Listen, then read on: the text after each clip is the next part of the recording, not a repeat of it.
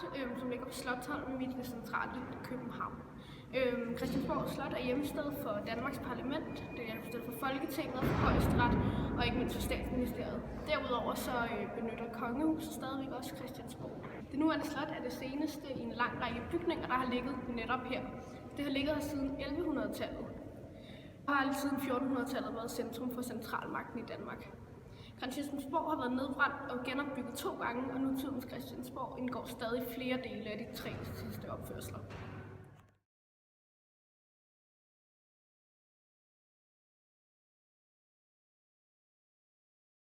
Bygningerne i baroktiden de var formet i konverse og konkave former. Det kan man sige på loftet.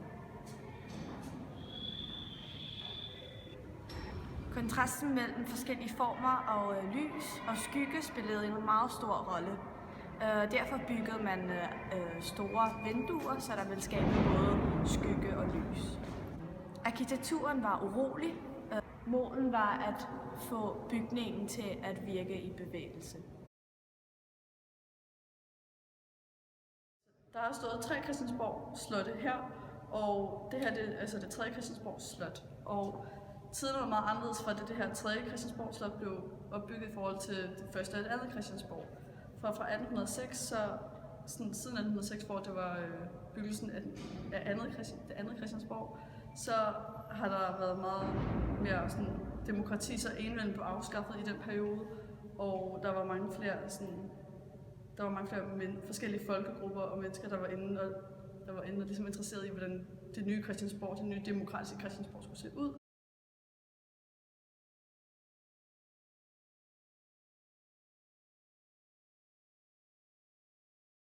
De 2 grupper havde meget forskellige syn på, hvordan arkitekturen og Christiansborg skulle være. Det var politiske grupper, det var partier, og det var højre forenede venstre, der havde meget forskellige synsvinkler på det her Christiansborg.